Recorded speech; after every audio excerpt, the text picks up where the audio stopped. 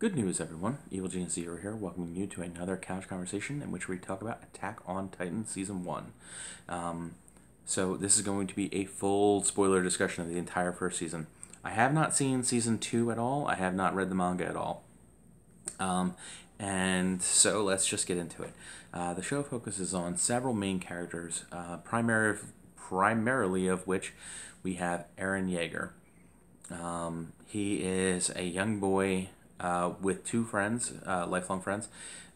There's a girl, Mikasa Ackerman, and the boy is named Armin something. Doesn't matter.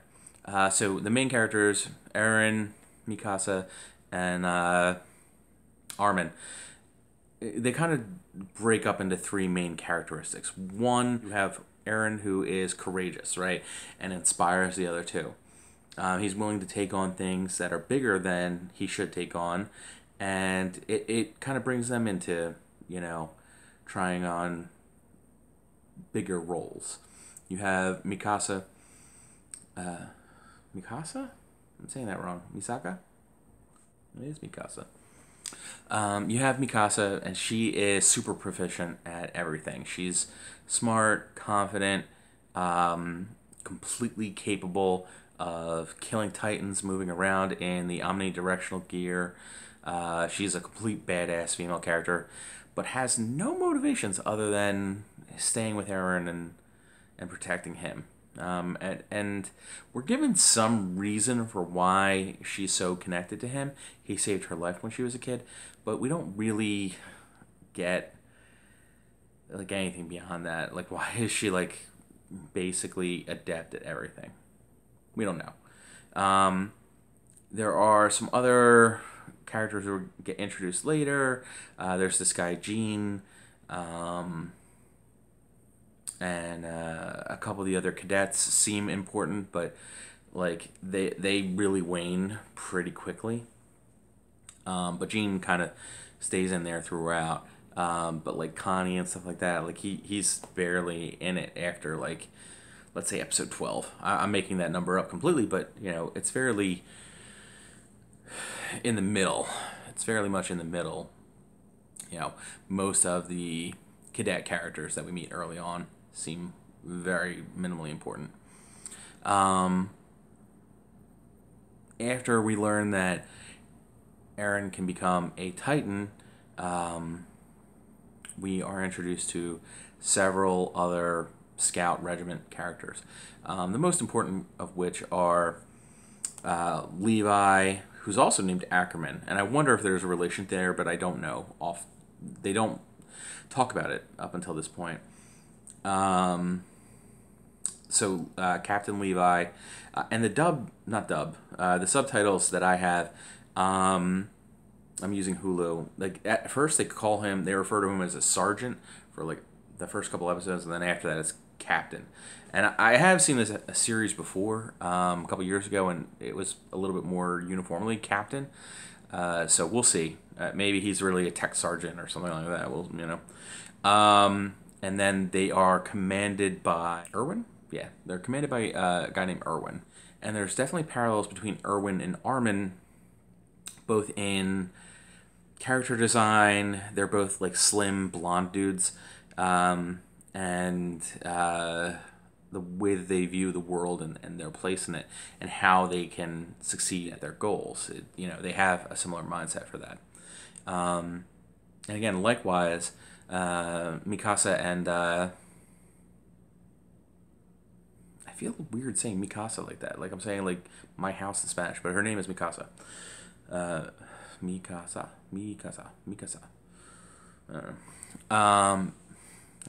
My house and Captain Levi are also very similar. They both have dark hair, and are amazingly talented at just about everything. He is much more vocal than her, and he'll like kind of say things and kind of egg people on, but he doesn't. He follows orders very, very carefully. But he'll almost like he dares Eren to defy him several times. It's interesting, but in a supportive way too. Like it wasn't like, yeah, you know what, you fucking do it, bitch. You fucking do it. It wasn't like that. It was like, I mean, if you do it, you do it. If you're going to do it, we'll do it. So the first season contains multiple arcs. They have like a little training arc slash setup of the world. And then they have this arc where they're about to graduate and they're on these like training maneuvers or whatever. And the second of the three walls gets penetrated by the Titans. And the scouts basically have to fight their way out of that. And they're able to do so, which is pretty cool. Give like a little in-between thing where they're trying to decide what to do with Eren, because that's when we find out in the Trost arc is what it's called, what he is, whether or not he should be used as just something to learn about or like as a weapon against the Titans, and they decide ultimately to use him as a weapon. And then we have an arc where they're on a mission to seemingly to go and get to his basement, because like that's been a driving force. They come back to it a couple times like throughout the season, that he has the secret that he knows about buried in his basement, because they had to abandon his town early on. And so they're on this mission that looks like that's what it's for, but really they believe that there's some sort of mole in the operation, and they're trying to figure out who that is, and they think that this person is also a Titan, like Eren can become a Titan. And they try to capture her, and she's the female Titan. There are no other female Titans, so that's interesting. You gotta wonder how they reproduce, if they reproduce at all. They do talk about that a little bit in the season, in the show. So that's cool that, like, it's at least like a recognized mystery within the show. I'm not just like, oh, putting up problems that are in the show. Boom, boom, boom, problem. They actually know it's there, or there's like a expectation that we will eventually get that answer. I neglected one relatively minor character, and that is the Southern Commander. He is the reason that Eren is able to kind of lead the counterattack that happens at Trost, and B, survive after that campaign. So the female Titan, turns out it was one of Eren's classmates, Annie Lionheart, and they're able to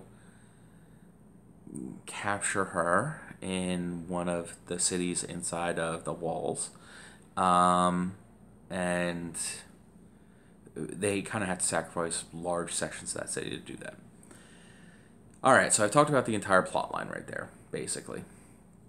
What do I really want to talk about with the show, though? The setting. The setting is what sells me on this show in its entirety. There are 3 concentric walls. So, circle, circle, and then outer circle, right? And at some places there are actually like kind of semicircles adjacent to those outer walls to act as targets and defensive perimeters specifically, so they don't have to defend the entire wall. They try to attract the Titans to this one place where they can defend. They define them as being really like the square footage is equal or something like that. I don't know. They kind of talk about them as thirds. So a third of the population lives in the inner ring, a third of the population lives in the middle ring, and then a third of the population lives in the outer ring. In the very first episode, the outer ring, Eren lives in one of those little cul-de-sacs that's attached to the outer ring, and it gets attacked, and it gets taken basically, and then actually the whole outermost ring gets captured. And they don't, I'm sorry, but they don't really do a good job of explaining that.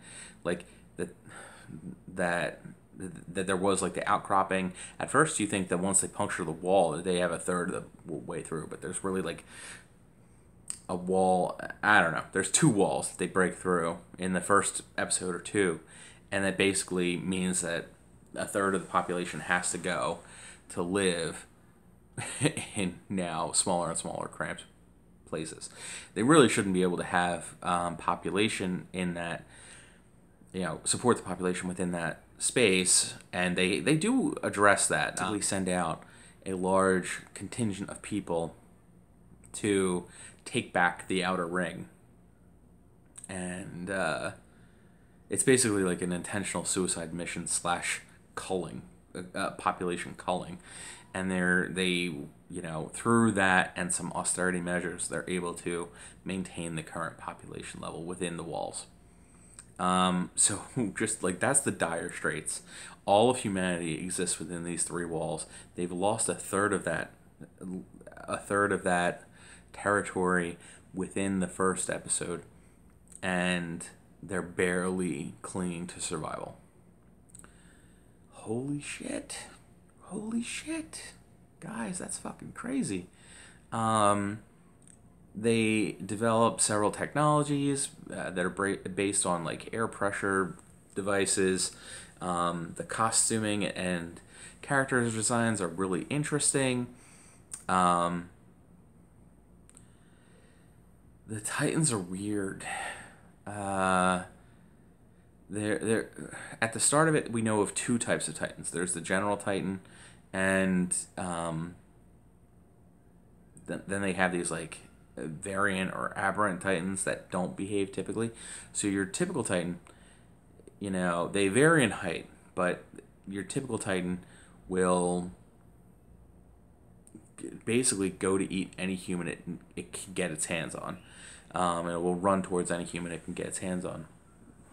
And the show does explain that there's no function for this behavior. They don't need to eat. It seems like they're fueled by the sun, which again, I like that they go into these details. That's right up my alley.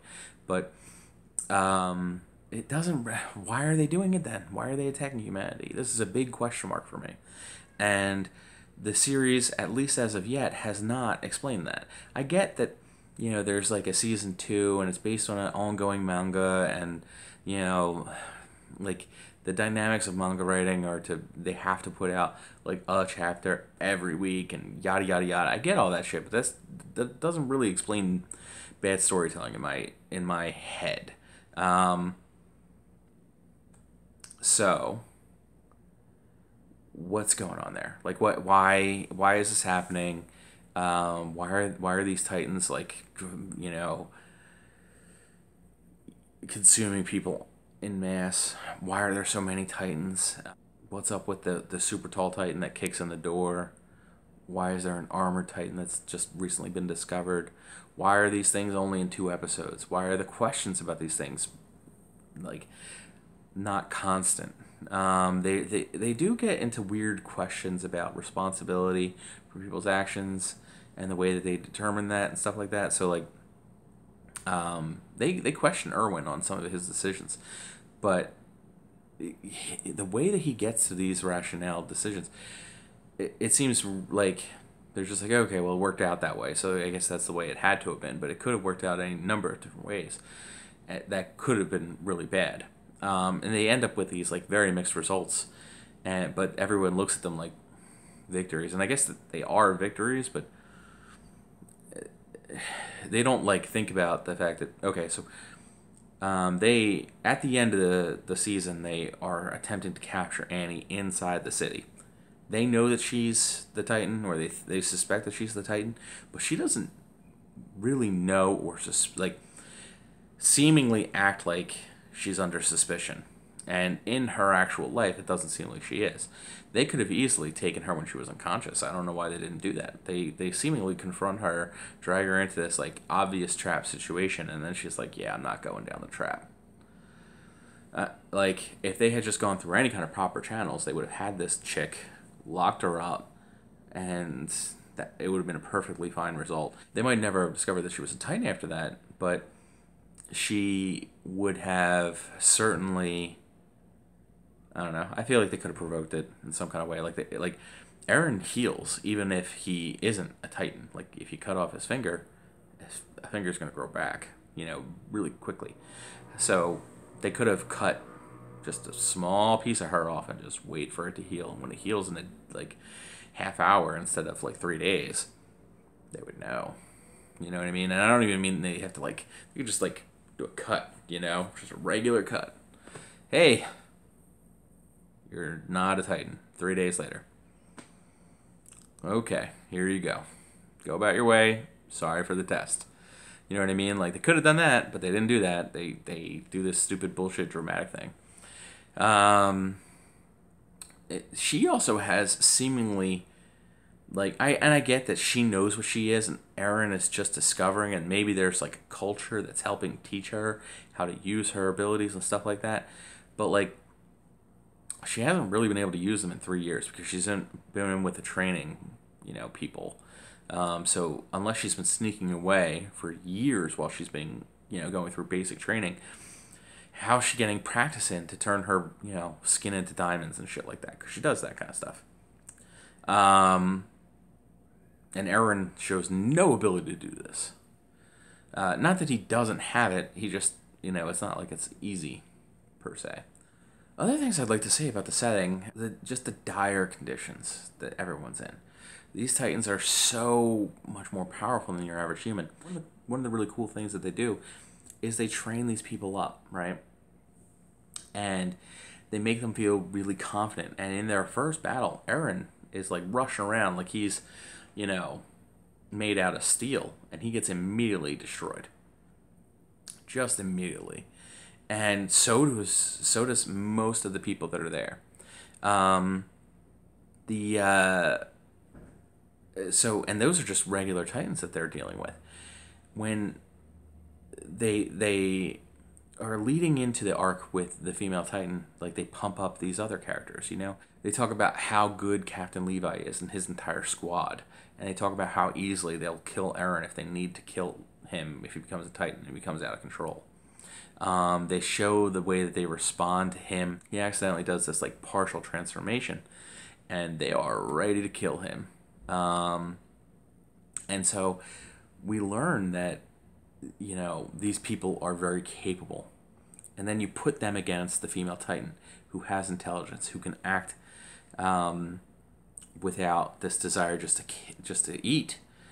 She will kill. And she understands her vulnerabilities because she is actually had the same or similar training that Eren did. And she was an elite of her training class.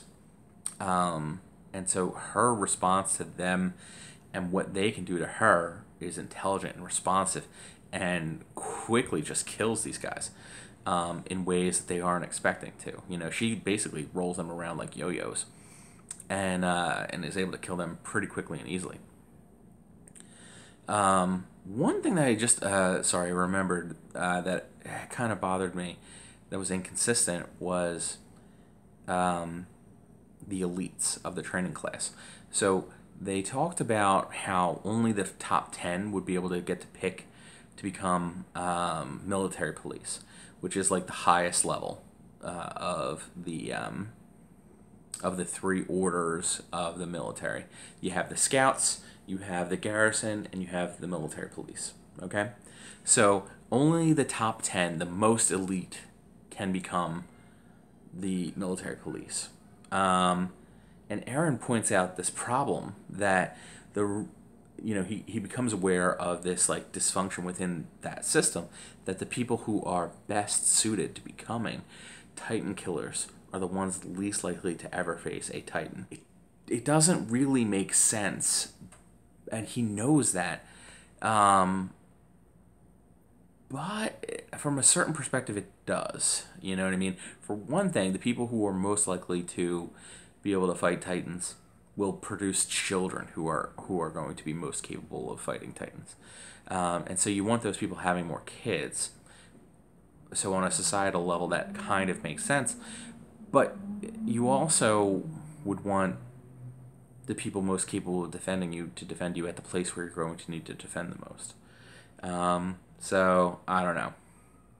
The other thing that's really weird about it is that, okay, so they established this rule of 10, right? That only the top 10 people can do this. But later on in the series, they kind of contradict that. There's this choosing ceremony later on in the season where Commander Erwin makes this impassioned speech basically begging anyone with any kind of intelligence not to join the Scouts because they have the highest mortality rates, they are in the most danger. It's a bad thing, but in reality they also need the most recruits. If people are able to self-select out of the Scout regiment, then where are the people coming from? I get that he only wants the people that are properly motivated, but that doesn't really make sense. And why are they all afraid? And why are they all trying to be the very best if they can still beat Garrison? You know, Garrison seems to be like a pretty good deal. And then just another weird little inconsistency. In the episode that focuses on Annie, there's also this character who is a military police officer like her, and he sees other police officers selling off goods illegally. And he confronts them, and they take him down like that with almost no effort. And it's not like they're flashy. They like just punch him in the gut or something like that, and he just drops like a bag of bricks. How are these people the elite? It doesn't make any that doesn't make sense. My big gripe though is the 10 thing, and then where are the Scouts coming from? Where are the hundreds of Scouts that you need every mission because they have like a 30% survival rate or a 60% survival rate or something like that? Where are they coming from? Also, just on a practical point, it seems like most of what you're seeing is cities inside the walls, but there's like farmlands and stuff like that, and when they are going to try and capture or recapture or whatever, you know, his basement, like they're basically riding through wilderness, and it doesn't seem like that would be the case. Like, why aren't there roads? Why aren't there, you know, things for them to like safe havens and bunkers and underground things? Because apparently Titans also are completely ineffectual underground. Why don't they build any kind of underground anything? Right? I would think that would be the first thing they would do, is like they would want to create a tunnel system. You know what I mean? And just have, you know, like a network, like small network of tunnels. Because it doesn't seem like the Titans, except for Annie, have any kind of intelligence. Most of them act completely just, oh, I see a human, or I smell a human, or whatever, and I'm going to chase it and try and tear it apart and eat it. Cool show. Very visually interesting. Very graphic. Very violent. Just an interesting world that is taking place. Don't really much love Eren. He seems to be like a whiny, bitchy character. And weirdly, like, his motivations seem very inconsistent to me. Like, he wants to, like, half the time he keeps talking about how he wants to destroy all the Titans, and then half the time he spends, like, not destroying all the Titans. We'll see. I'm really excited for Season 2. Let me know what you guys think. Hit me up in the comments. Catch me on Facebook at EvilGenius0, and I will see you in the next video.